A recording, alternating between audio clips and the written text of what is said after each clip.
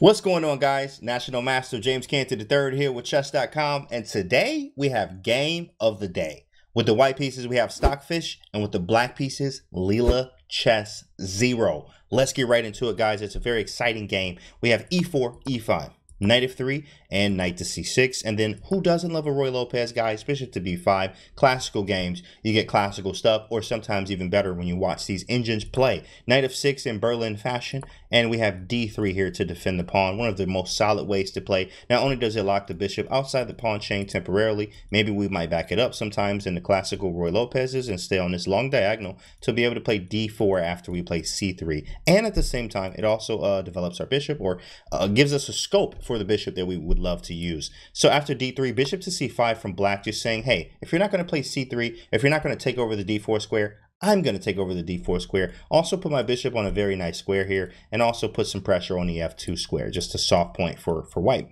So after bishop to c5, we have bishop takes c6, and then we have d takes c6. Now, a lot of times, guys, you should take towards the center is the rule, actually. You want to capture towards the center, but in this case, actually, this pawn could be hanging on e5. Now, let me ask you this, guys. If d takes c6, like what happened in the game, would you take the pawn on e5? Is that a yes or a no from you? Would you take the pawn on e5? This right here, knight takes e5. Would you make this move for white? The answer here is actually whatever you want it to be. If you're going to say yes, okay, you can take the pawn. But is it the right answer, actually, is the question here. Knight takes c5, this is not the right move, guys.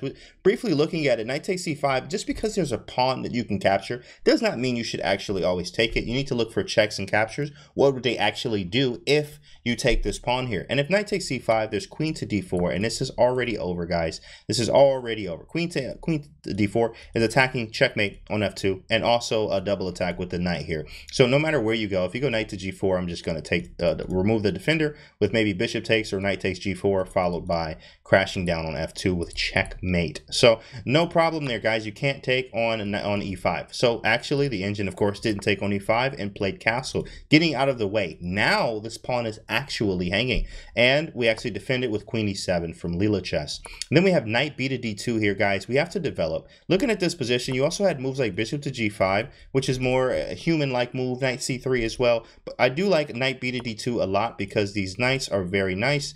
And they just cover each other just in case, of course, when the bishop comes to g4, which is slightly annoying. That's exactly what happened to as well, is bishop to g4. So you have a friend here that can help you, unless you move it the next move.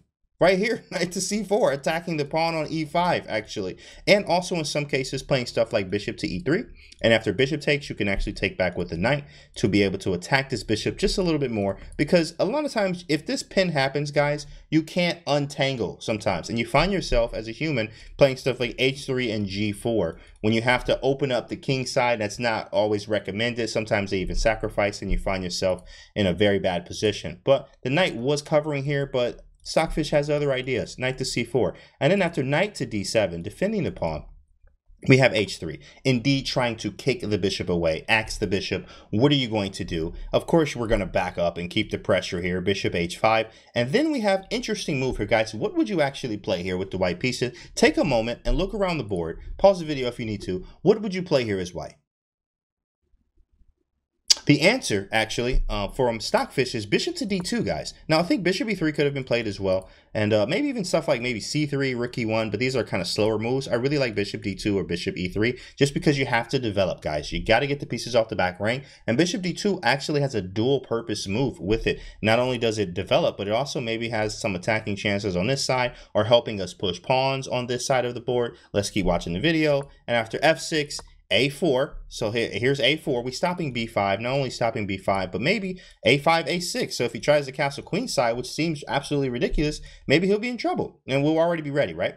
a4 and then knight to f8. Interesting move. Wants to put the knight on just a better square here. If you go back and look at where the knight was, the knight had no good squares. This is a gross knight. I mean, it literally has nowhere to move except the b6 square, which really doesn't do anything at this point. So knight f8, very, very nice strategical move here, actually. Knight f8 and then b4, guys. Whoa, wild move from Stockfish here. Just plays b4. Would you expect it? And a lot of times you want to make these kind of moves with your opponent to make the unexpected kind of moves and see if they actually work here. Now, if bishop takes b4 were to happen, guys, what would you actually play? This is not the game move. But what would you play in bishop takes b4? What is the intention of this b4 giving up this move here? Now, I will tell you the human version of it, or most people would do bishop takes, queen takes, followed by rook to b1, and then taking on b7. That's what probably would happen. But actually, and that's what I looked at too. I was like, just take and play rook b1 maybe. But actually, the best move was queen to b1 in this position. And after queen b1, it actually attacks the b7 pawn. And if bishop takes, then we do queen takes b7, hitting the rook and the c6 pawn at the same time. And the bishop is hanging all at the same moment, guys. What a move there. Queen b1 was super cool. But in the game, actually, Leela Chess was like, I'm not going to do that, and played bishop d6 and just backed up. Now, of course, at this point, this bishop is now what we call a big pawn because it can't do anything. It's not doing anything. It looks just like one of the pawns. So after bishop to d6, we just put a little bit of pressure on the file while also defending the b pawn. Rook to b1 and knight to e6 from Leela Chess, as we're just going to get that piece into the game. We move to f8. We don't want to keep it there. Same thing if you keep a knight on the rim. You want to get him back into the center as quickly as possible. We moved it to e6. And then we have knight to a5 here, attacking the b7 pawn. Interesting, right? How do you defend it? How do you defend it? Maybe like rook b8, right? Rook b8 seems sensible. Seems like a move to make. But here's what Leela Chess did, guys. Here's what Leela Chess 0 did. Castle queenside. Wow. Why would you castle to this side of the board? Now, I always tell my students things like this all the time. You always need to question the engine. Always just question it. Sometimes they may seem like they're wrong. Of course, the engine knows all. But in this kind of case, guys, who would castle to this side of the board? Because of everything going on. It seems like you're so much safer to castle to this side of the board, right? But actually, Leela Chess 0 said, I don't care. I'm Leela Chess 0 and castle queenside here. And let's see what happens next, guys. This is very good. This is going to be very fun. So if I'm playing white here, what would you actually play? Castle queenside, it's your move. They just castled. You have a rook on a b file, a knight on a5 ready to go. What are you going to do here? White to move. Here it is, b5. b5, open it up. Open it up. And he was like, we're not opening anything. Look at this bishop, guys. Worst piece on the board, right? Looks really bad here. And here we go. Stockfish makes a nasty move here. Knight to c6. Okay, we're forking the queen and the rook at the same time. And then b takes c6. And then b takes c6. And now we have to do something. So black's like, well, let's figure out what we do. I mean, hey, we need to get away somehow. You know, let's see what happens. And here it is. After bishop to g6, guys. After bishop to g6, white to move. I hope you had your tactics today. I hope you had your tactics for breakfast. I hope you do your tactics every day. It's white to move. You finish it off. What do you do here? White to move, guys. Stockfish played. Here it is. Rook b8 check. Wow. Wow, look for checks and captures, guys. Look for checks and captures first. The moves that you don't consider are sometimes the moves that win the game on the spot. Rook b8 check. King takes, queen b1 check.